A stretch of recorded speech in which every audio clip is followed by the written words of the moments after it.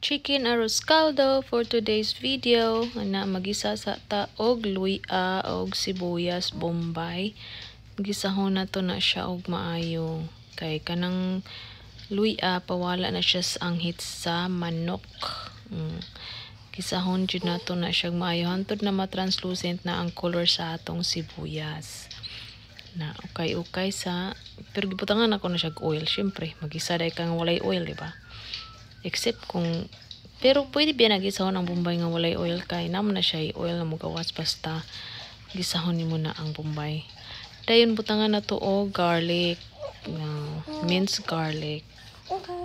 Dayon atong ukayon og maayo. Okay to the max tadihang dapita mga be.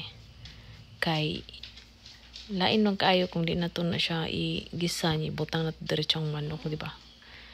Ato sa pag-awson ng mga aroma sa mga spices, charot. Dayon inig humana na natog ukay-ukay, ibutang na to ang atong mga hiniwa nga manok. Ay lang po nang dagko kay nga hiwa. Usara dyan na siya kabuk nga legs niya. Ako rang hiwa-hiwa o gagmay kay ako rang may mukaon diri. Di man sila mukaon na ng mga nilugaw. Si Elise mukaon siya ka ng plain rice ra.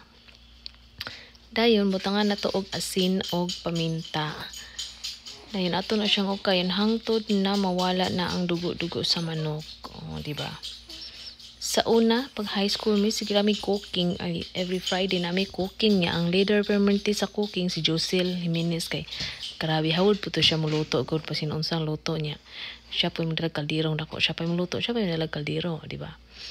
Dayon lingaw kay nang mag-cooking kay while galuto kami galaglaag pud mi speaker section kay paduning pud mis mga crush cha.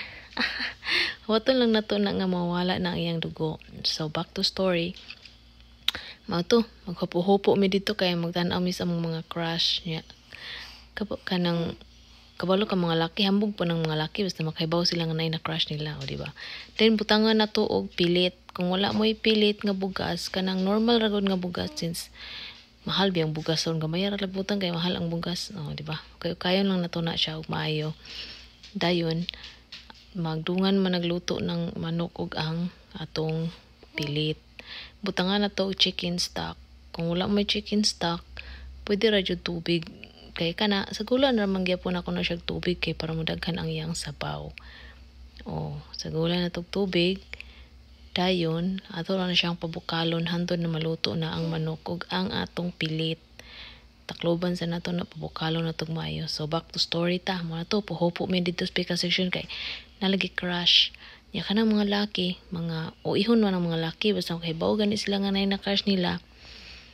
Maghambog-hambog na sila, mag-snub-snub, di na sila managad. Lami kay pang laparohon o kanang putaw ito nga gabaga.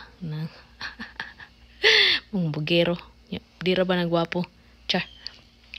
Paghaman yung bukal na naluto ng manok ug ang atong bugas.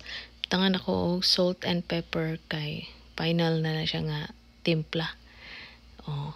Dayon tangan na to og kanang sibuyas dahonan.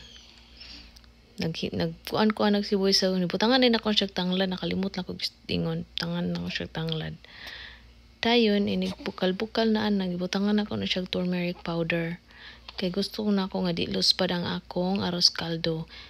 Usually ang ibutangan na is safflower or amot sa Bisaya ng safflower basta kanang mo yellow bitaw ang color. Nya wala man ko ana so kanirang turmeric gamayon ra natong butang kay kana lang para lang dili mo luspad ang atong lugaw, di ba? Yellow na siya. O kana ready na siya. Kay di man sa ko ganahan kung muuga-uga na siya, ganahan ko kanang ingon ana ra siya ba dili uga dili pod sabaw kaayo.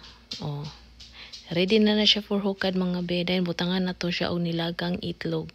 Gusto na ko kanang rani pa ang iyang yolk dayon pagaman o kalamansi.